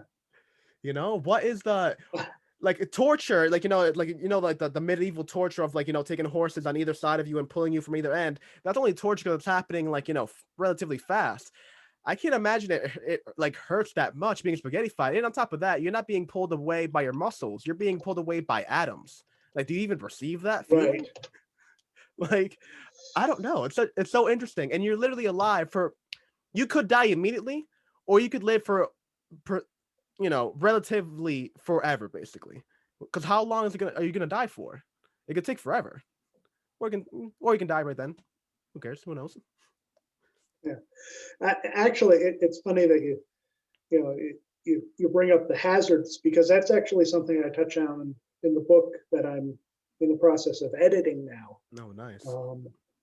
Yeah, it's the fourth one in the series, and so again, Kendra is bringing somebody else up to the ship, and they're going up in one of their Wolf class shuttles, so they can see what they're approaching. Hmm. And they're talking, and the woman says, "Why do you have windows?" And this is Kendra's answer: "Because space is beautiful. It should be seen. I've recently come back from Tau Ceti, and I was able to lie in our quarters at night and watch the stars stream past. Gorgeous. Our daughters are fascinated by it too, and the rapture on their faces when they slow down long enough to look out is worth all the headaches that went into figuring out how to do them." Wow. "Daughters?" asked Reed. "Your daughters come with you?" And this goes back to what you were just saying. "I told you we're not military. We're an exploration vessel. And eventually we're going to be spending months, years away from Earth. I'm not going to leave my kids behind, and I'm not going to ask any of my people either. Starfleet is for families." Starfleet, nice. So Kendra really believes that getting out and exploring is the future, and it can't be done alone. If you're going, your family is going. Like she says, Starfleet is for families. It's about getting out there, and you're not leaving anybody behind. That's man, that is so awesome. uh it's honestly it brings me into like a little bit of what I did in one of my plots. Like the aspect that I brought together with the whole idea of the flat earth thing is that I kind of flipped it on its head, where the government, the powers that be at the time, they tell the people that the planet is flat in order to concentrate people and eliminate the idea of star space, of like trying to push the government to explore stars or anything like that. They just like the whole ideas. They even developed a derogatory term called strainer. Like if you strained your neck looking at the stars, you were like an idiot. Like is to the whole point is to keep your head down and focus on what's in front of you, and to make sure progress. Help your fellow man, progress the government. Don't be a strainer looking up to your head like an idiot. So what that kind of developed into is that when the person develops, when the main character develops and does his little strike and goes into power, the main thing that he does is the exact opposite. And one of the things that he kind of like relishes in is the idea that he is now able to explore the stars that were once denied access to him, that were just he grew up thinking that was only a backdrop. But then he understood that there was a whole thing, and all he wanted was to go out there and do it. And then he finally put himself in a position that he was able to make that move. And I love that. Like I said, I have wanderlust, and a lot of my characters end up having a little sprinkle of that, because I think it's just one of the most genuinely altruistic emotions. Relatable. Yeah, and relatable aspects of being a human. I think every person has that aspect of like, all right, I live in the snow. I wonder how palm trees look like, and that does happen vice versa. Us in the North love to people tell like, oh, you're going down to Florida. Oh wow, so lucky. But like people think the same thing over here. Like I've had the pleasure of living in both type of climates and temperate zones, and it really does. It really is vice versa. Everyone just has that genuine. I would say probably people in Antarctica probably have a little more jealousy than others, but for the most part, for the most part, it really is like a genuine thing of like, hey, like I like where I'm at, but I wonder how that place looks too. I'll go visit there and come back, and it's such an interesting thing, especially that I'm a huge like history buff, and one thing that I've just not understanding, and I'm gonna get blasted for this, but it's just I generally don't understand it. So the major powers, right, that were relative in the time, the major colonial powers, England, France, and Spain, right? Germany. I was gonna say Germany, but the Well, it German depends on what period. exactly. I'm thinking at the time that where Germany was still Germanic tribes at the time. Okay, so Yeah, it was a are, little are you bit thinking? during Crusades Okay, about it was just before. okay. Yeah. So what I'm thinking is around those times, those countries. I mean, like France is a beautiful country, gorgeous. Mhm, Spain, beautiful country, gorgeous. It's the Iberia Peninsula, gorgeous. mhm. And then you have England, which is like every picture that they show of England is like rainy and mushy and marshes, but yet they are the we speak English. It is the lingua franca, meaning that they conquered so much Mhm. other land that everyone just speaks English now. It's one of the most common tongues speaking between all the countries. That's how much their colonialism spread, right? But they came from this marshy country. Why were these people from these marshes so passionate about their land and more passionate than so many other tribes around the world? It's something that, like, I don't understand, and I hope I sound ignorant because it is an ignorant thought. I truly don't get it. The the simple answer, and I'm way oversimplifying, is that the the the Spanish, especially the French, less so, because the French and the English, as much as they uh, agree to disagree on most things, are very closely related because the Normans invaded 100%. England, Yeah, and the two countries were ruled by the same kings for some periods for without a about doubt. 300 years. But when the various Renaissance countries started exploring and not thinking that they were going to sail off the edge of the world, um, the Spanish went out looking for places to conquer. The English went out looking for places to sell to and buy things from. And so Hmm. their influence, you know, was hugely magnified by the fact that they weren't saying, convert to Christianity or die. They were saying, oh, do you like the red one or the blue one? You know, do you want the red bolt of cloth or the blue bolt of cloth, Fair cloth enough. for I'll that give the for English that that. pile of spices? For that pile of spices, which we're going to take back to England, and we're going to get rich on that one shipment. But here's a few hundred yards of cloth. Yeah, here's some a few pence or whatever. I mean, I've read articles that the whole caste system in India is part of English colonialism. Have also read that they had that type of system long before the English were there, at least the beginnings of it. So that kind of goes back and forth. But the effects of the East India Trading Company, I mean, Pirates of the Caribbean, rightfully so, made them like the overarching and like a nemesis of the series for a reason. These guys were, I mean, absolutely evil. It's uh, I mean, piracy as a whole is something. I'm Dominican, so the reason why that history is like interesting to me is that I come from Dominican Republic, which is literally was France versus Spain duking it out over the island of Hispaniola, which is like the overarching island of where Haiti and Spain, Mhm. Haiti, the Dominican Republic are split into. And then you have Puerto Rico and you have the Caribbean, like the whole Central America. And that was just a huge colonization effort by the country that you just said about. But if you do the math, England wasn't in that little thing. Because how it was that Christopher Columbus was the first guy, because the whole thing was that crossing England to India, which they knew India existed because of the Silk Road and whatnot. But to get ships across there was impossible because you had to go across the southern tip of Africa, the Cape of Good Hope, which was just, if you look at maps at the time, all the dragons and all the monsters would be drawn around that area because it was just like, yeah, you don't want to go there, buddy. Right. So the reason that like Christopher Columbus kind of came into prominence was that he was the guy that goes like, hey, listen, the world is round. So using that logic, we can just sell west and we'll eventually loop back around into India because we know there's no land masses there. So when he goes and does that, he lands in Hispaniola. He think, that's where the Indians idea of the Indians came from. It's like, oh yeah, this is Indians, right? Like, nah, this is Dominican Republic. This is in India?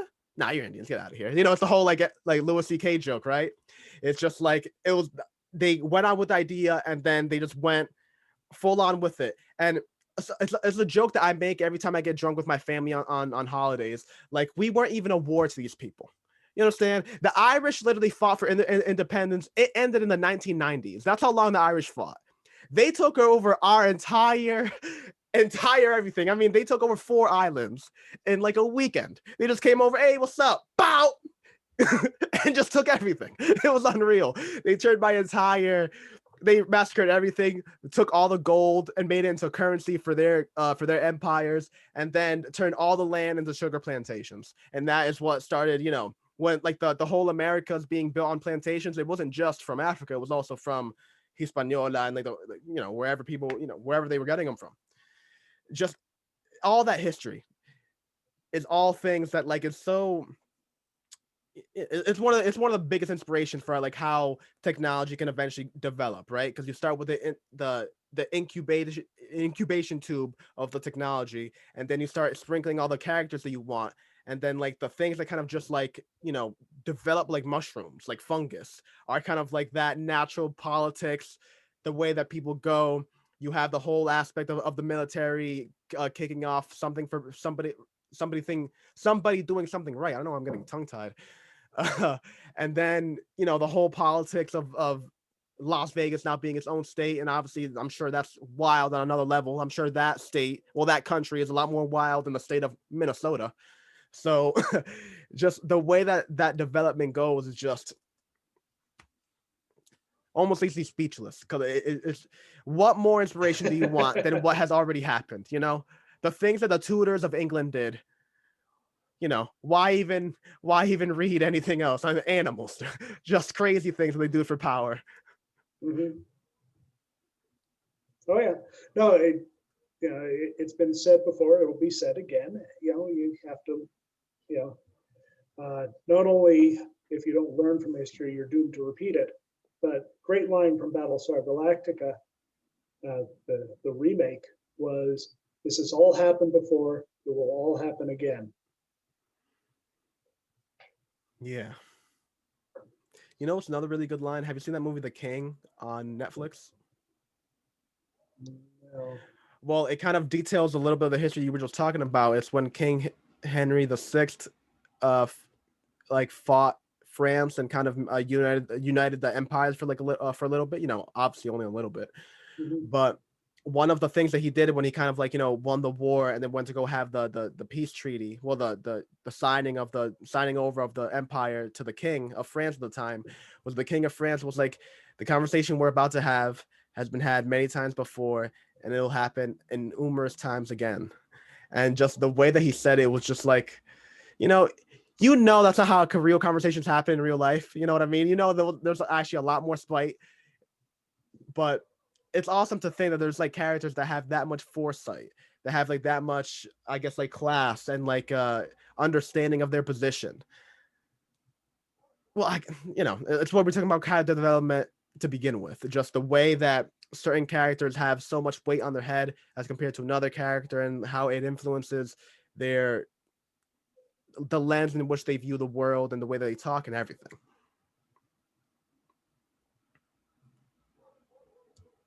Yeah, no, I'll have to check that when I have some time. Yeah, writing is it's a process, and it's an ongoing process, and it's a virtually non-stop process, because as soon as you finish writing, you got to start editing. Oh my God. It's almost anxiety. It's anxiety driven. It's actually it's a crime. I haven't gotten to the more technical aspects of it yet. I just gotten so like flustered and like everything else.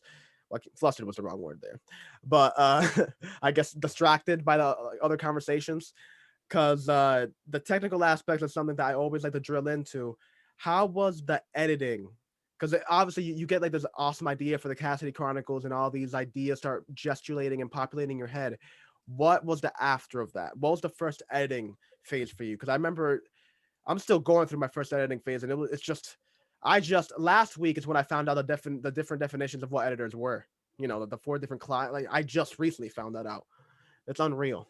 So I do my own editing, and I am, if you put me on a scale from Oscar Madison to Felix Unger, from slob to perfectionist, I tend more towards the perfectionist side when it comes to my writing.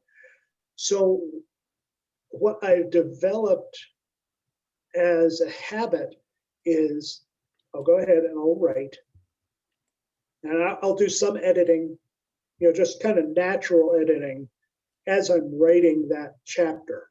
As I'm writing, it's like, oh, this would work better over here. I'll move things around. So I get a little bit of that.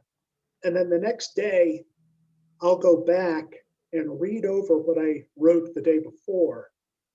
And the main reason is to kind of kickstart, okay, this is where you left off. This is what's going on. Okay, now we can get going. But it gives me another pass at it, and I edit it down some more in that read through. And then as I'm writing the whole thing, I do that. I'll go back and I'll edit. I'll edit things in. I'll edit things out. I've gotten 5 chapters further on. Excuse me. I've gotten 5 chapters further on and realized, I need another chapter back here to explain what's about to happen. So I'll go back and write another chapter, which may not, another author may not pick up until they're actually in the editing process. So by the time I get done writing the book, I've actually gone through the first 2 or 3 stages of editing the book as well. So then I do a read through, which is what I'm on now. I'm on the read through and making sure it flows, making sure there aren't any gaping plot holes. Those are never good. Those are never fun. And making sure the book makes sense. Once I finish this, then it goes out to my first readers, and because I've been working on this book since the beginning of December. So by now, I've got a pretty good idea what's going on in it. So now I'm going to give it to my first readers, and they're going to read it over and say, okay, this makes sense. This doesn't make sense. You need to develop this person more. This person needs to get dialed back. And I'll take their feedback. Then it goes out to, at that point, I'm pretty much done. Then it goes to then it'll go to like the review readers, the ones who are going to post the reviews the first day it goes up on Amazon. So, and I'll get some feedback from them, and there's always something I'll miss. There's always something that is missed.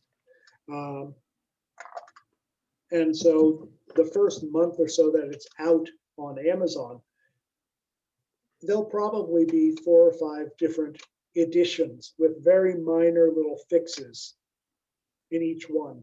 Mm. Fortunately, you can do that with an electronic book because Kindle will just update their book to the latest edition. But the major editing, you know, hopefully by the end of this weekend, I'm actually going to be done with the major editing. That's awesome.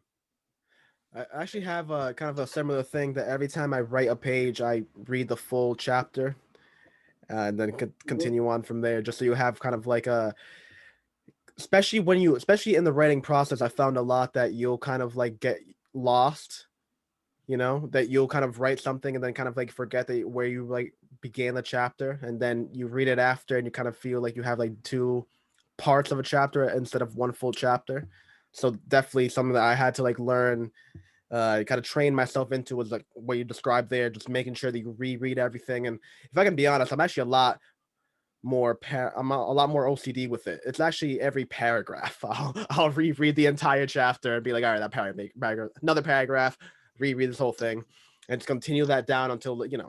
And then I do the same thing where I have, you know, edit one, then I'll wait 3 months and work on another book, and then revisit it, edit two, and then, you know, work on something else for a couple months and revisit it. Then I'll do a print version. I'll print everything out and kind of make sure, you know, multiple stages of editing that I do on like on my own. But still, I have to say the paranoia of releasing the book and having you know, having a grammatical error that you yourself miss because you like are so within the book that's like it's in your nose and you simply just can't see it without zooming out a little bit. Or God, again, that's why like the process is so like anxiety driven, because it's the whole thing about indie is that there's no companies behind us, everything is on you, and if you don't know how to do it prior, then you really feel like you're just swimming in shark infested waters.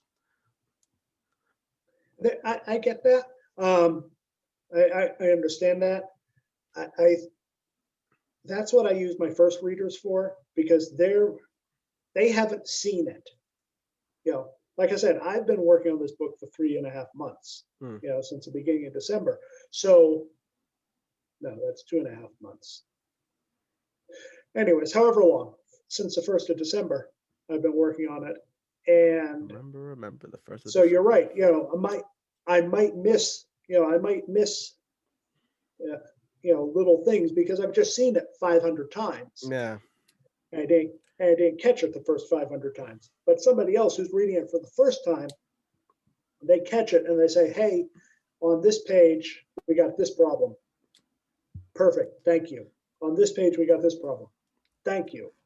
Yeah, I have to agree. I have to agree with that, but even then, like those are there was an something that I did wrong with one of my chapters, and I promise you, it didn't take until like maybe the 20th person to read that chapter for me to realize there was an error. Every other person prior to that just gave it like a pass.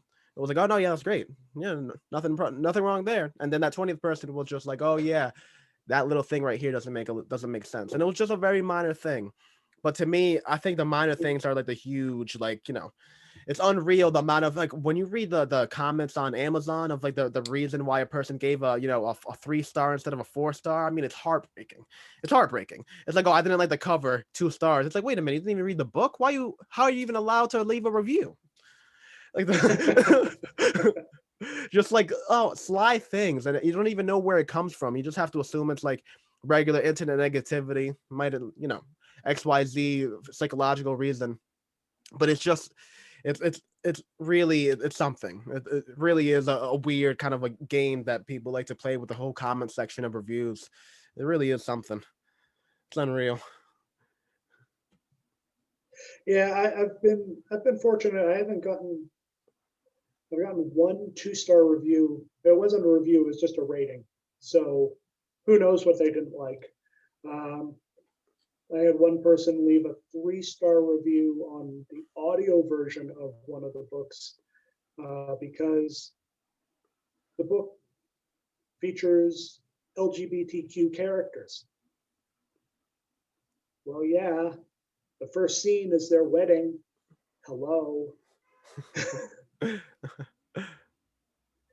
You know, you're not going to guess this from the cover. I mean, I assumed it. But I actually took that, and it's like, all right, fine. I make sure that now, in the various tags, LGBTQ is one of the tags, Fair enough. so that it's up there. It's up there. And after the first book, the first scene, like I said, is the wedding that doesn't quite happen because somebody tries to kill Cass. They eventually do get married, and so after the first book, it's that Kendra takes on Ayana's last name. So I was having fun with it in the first book. I thought, okay, this is 22nd century. Ayana's going to take on Kendra's last name, and Kendra's going to take on Ayana's last name. And they do that in the first book, which causes some difficulty for them in the book. So it serves as a minor plot complication, and a chance for a little bit of humor as well. Yeah. A huge fan of humor. Oh yeah, no. If you can get through one of my books without smiling at least once, you haven't read it. So, but at the beginning of the second book, I explained that they decided that it was simply too complicated, and so Kendra takes Ayana's last name, and so it's Ayana and Kendra Cassidy. Hmm. So they take on the Cassidy last name. So yeah, that's awesome. Unless somebody's looking at the second or third book and thinking, oh, they're sisters. No, and one's a tall redhead and the other one's a short blonde. Yeah. No, they're not sisters. No. But it just, and this is something else that I don't harp on the fact that they're married. I don't harp on the fact that, any of the relationships in the book, or any of the genders in the book, that I've got a couple of non-binary characters. It's who they are. It's who they are. It gets mentioned. They get the pronoun used that is appropriate for them, and we go on. It's not about who they're in bed with. It's about what they're doing. It's about what the life that they're living, and who they're living, and how they're doing it. Yeah, I mean, 100%. I have to it's unreal the amount of things that people will get hung up on and just like try to, like, I mean, I agree 100%. It's something that I feel like people get hung up on and will just zero in on the idea that a character that they might like isn't exactly how they want it to be. And instead of giving them the proper respect that they have and just like respecting their ideas, they kind of just get turned off by the entire plot. It's annoying, but I love the way the industry is progressing, and like I think more and more people are asking for that type of genre. So I think it's a beautiful progression of everything. And again, kudos for making sure, I think you're bringing that in for the right reasons. I definitely have met, well, I can't say I've met, I've seen posts of other authors that will go ahead and kind of champion that, but then only champion it in order to get those views without, and they'll really harp on the idea and will make it seem like it's such a different, like because they're that type of relationship, that they're now different than a regular, that they're now somehow different than a relationship between a man and a woman, which is just odd. I mean, love is love, right? Right. What they're trying to do is they're trying to say that my book, what I'm doing here is more worthy of your attention. Is the message they're trying to get across. Yeah. Again, it goes back to the story and the characters and how the people interact. Yep. If you don't have a good story and you don't have characters that people like, and they don't interact in a believable way, then it's not a good book. Yeah. I mean, look at Captain Jack from Doctor Who. He was bisexual. And that was, back in the Yeah. day. That was before that was a thing being championed at all. And he was 100% bisexual. He was smacking everybody's butts. It was, Well, if you want to go even further back, go back to Deep Space Nine.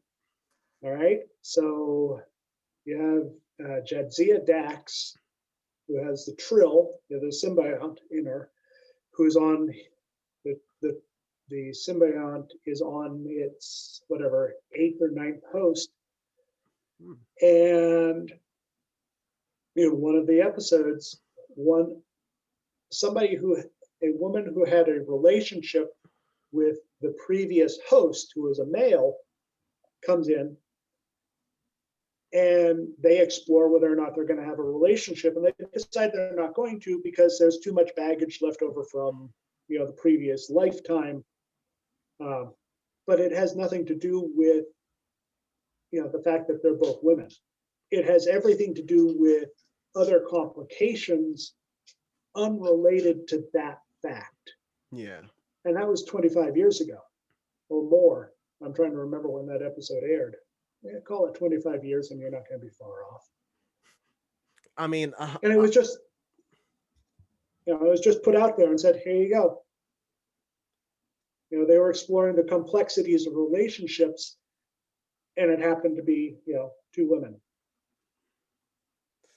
Man, in the Star Trek universe, nobody even blinked. Yeah, I gotta say is that I love that, and Star Trek's a good example too. Star Trek fought for I can't remember the black actress's name, but there were a lot of times that Nichelle Nichols. Yes, there was a lot of times that the network executives wanted her to less airtime, and very specifically the showrunners fought for her tooth and bone. Nah, listen. This is the whole thing we're showing here. This is the future, and we're all cool in the future. That's what we're trying to show here. There's no why would they have racism in the future? I mean, we're going into the depths of space. We're really going to be fiddling over imaginary state lines and colors of skin that may have no difference on anything. And I really think you zero on a great thing. It's again ties into everything we were talking about with whole character development. Is that your character has to be a real person. I've seen a lot of people that they'll make a progressive character, they'll make an LGBTQ character, and they'll make that aspect of them a caricature. That is what they are. That's not what they are. That's what their sexuality is. They're a person. They have feelings. They have their own things. You could easily write any character to have their a sexual preference be whatever way you want it to be, but they still have to be a character. You can make John Wick gay. It doesn't take away from John Wick being John Wick. You can write that.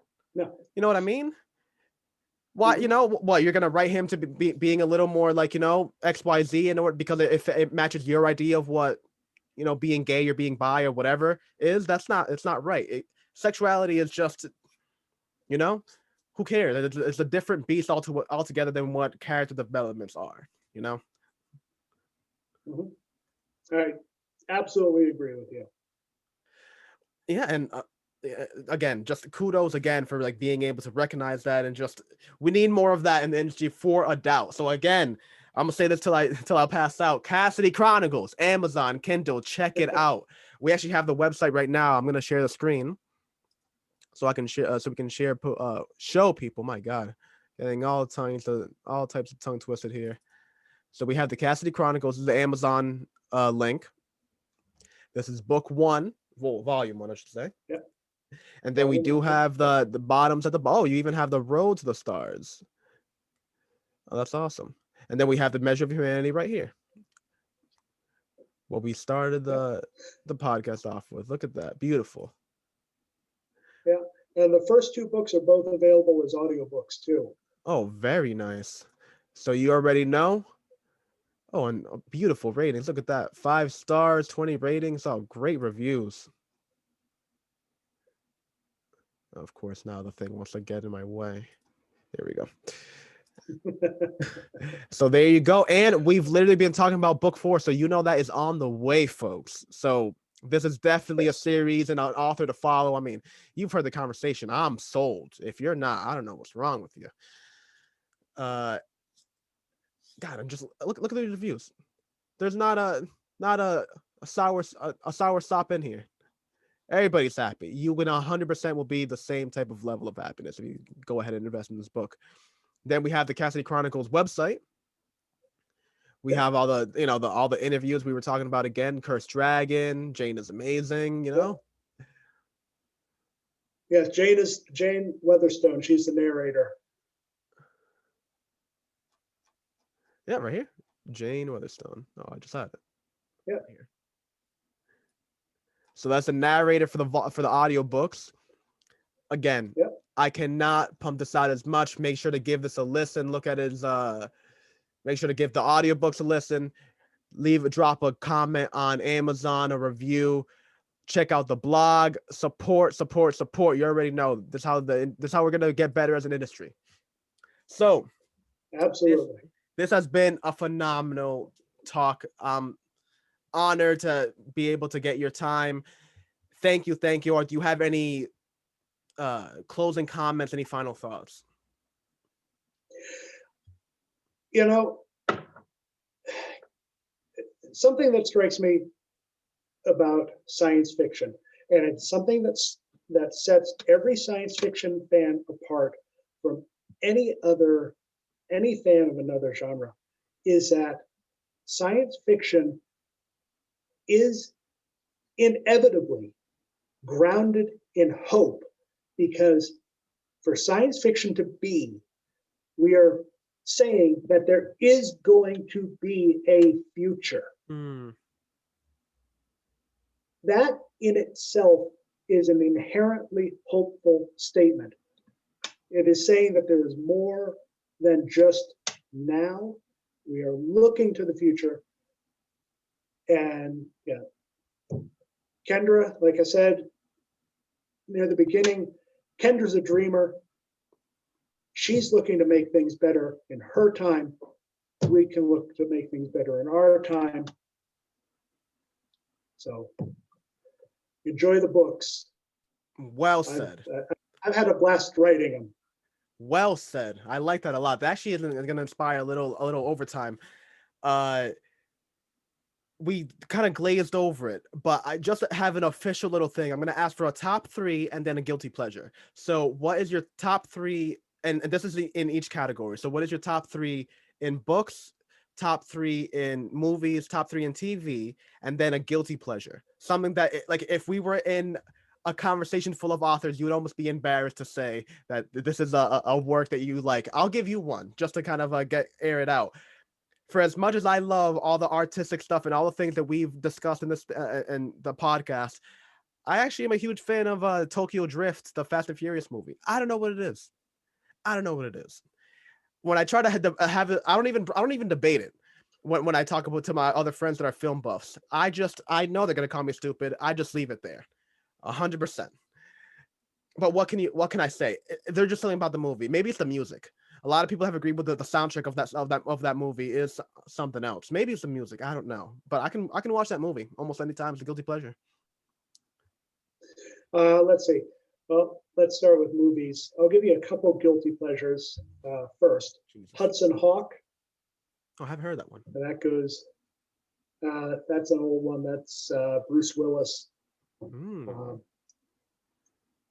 Stupid bloody movie. I mean, if you pick it apart, it's a comic book turned into a movie. And I'm not talking like Sandman.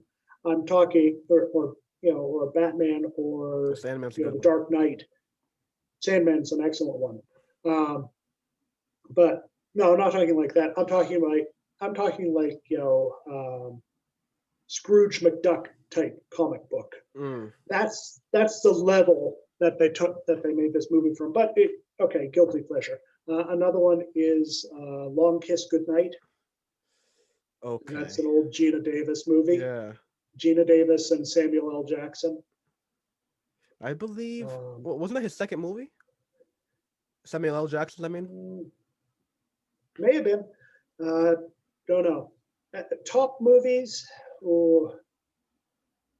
that really depends. Movie I can go back and watch over and over again. I still love Animal House, the Okay. original Animal House. Yeah. Um, but others, it depends. It really depends. I don't. Yes, I get a stupid amount of screen time because I'm doing, I'm writing, but I don't get a lot of just sit down and watch time. Mm. So I mean, yeah, there are a lot of movies I would go back and watch. The Wonder Woman is another one. Okay. Wonder Woman 1?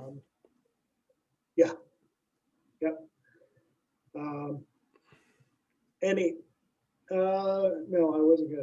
I was gonna say any, but Raiders of the Lost Ark. Mm. Go back and watch that. TV shows. Hmm, let's see. Guilty pleasure. Guilty pleasure.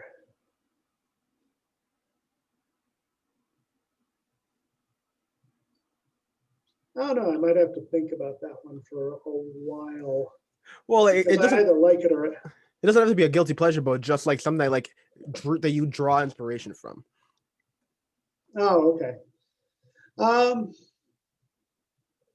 well, let me do top end first. I would say Doctor Who is up there. Definitely. I would say Deep Space Nine is up there. Lucifer is up there. I love the writing in Lucifer. Um, one that it's not quite a guilty pleasure, but like the Law and Order shows, Okay. I'll just lump them all into one. Okay. Yeah, I mean, fair Um, enough. All the same shit anyway. yeah, pretty much. But I mean, they're enjoyable to watch. I guess a real guilty pleasure would be Judge Judy. Ooh. Okay. That's a good one. That's a random one. I did not expect that one. Yeah. And as for books, um, Heinlein is my favorite author. Hmm. Um, I can go back to Douglas Adams anytime. Hmm. Always. The Honor, yeah, the Honor Harrington books by David Weber. Those are all. I really enjoy that series. Guilty pleasure for the books. John Ringo has a series. It's the Ghost series. It has nothing to do with the supernatural. That was just the main character's handle. Mm. That's definitely a guilty pleasure. God, that is, and you just talked about Sandman. Did you catch? Mhm. Did you love the reference of the restaurant at the end of the universe that he put into the Sandman? I can't remember what book it was. I think it's either the first or the second. That he invites a girl from Earth that he like kind of falls in love with to a restaurant at the end of the universe, and there is where he meets like the suns, like the personifications of the sun, and then the girl that he brings ends up leaving with like our son because like they met each other and like fell in love because like she he had seen her all her life. I remember I read that and I was just like, what the hell? Let me find out a girl I bring to the club is gonna leave with somebody. I'm losing my mind.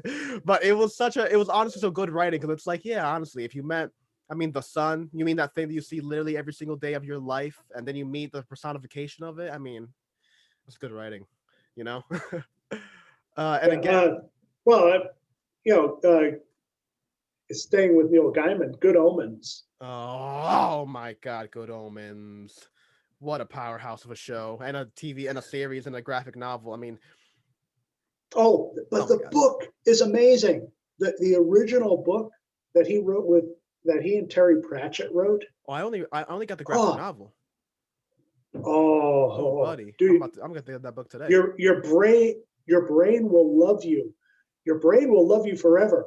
Get Good Omens. Listen, that the Genesis scene of Adam and Eve, it's one of the most genius writings I ever had in my life. That the devil was actually the one that basically prospered humanity. Well, the demon. And then the angel was actually the Yeah, one that literally began the inception of war, gave the idea of war to yep. man. I mean, You couldn't get better than that. And then the fact that they decided to like Mhm. keep a little truce. So like, hey, you know what? I kind of like humanity. You know, why are we gonna do this whole back and forth thing? We can just say that we're doing we're supposed to be doing, and it'll be fine. Like I, Mhm. God, it's. Can you imagine that a conversation with Neil Gaiman? I feel like I'd be a schoolgirl. Just like, oh man, how did you get that idea? You know? Oh God. God, and again, sorry for kind of like extending that a little over, but the moment you said Sandman, I just got this inception, the brain blast of great ideas. So, kind of a second ending. Is there anything further? And anything? Tell the people again where they can find you for the people that are listening in. Sure. So first place to go is Cassidy Chronicles, CassidyChronicles.com. That's the website. That's where you can find just about everything. That's where there are posts. I put up a chapter from each book every week. Mm-hmm. So if you don't mind waiting, the first book is like 90 some odd chapters. You can read a chapter a week for free on the website. I also do author interviews over there. Let's see who's coming up on Monday. KL Allen is coming up on Monday. She's a science fiction romance writer. Very cool. Have to Yeah, give that a so listen. that's first place. Oh, it's a written interview.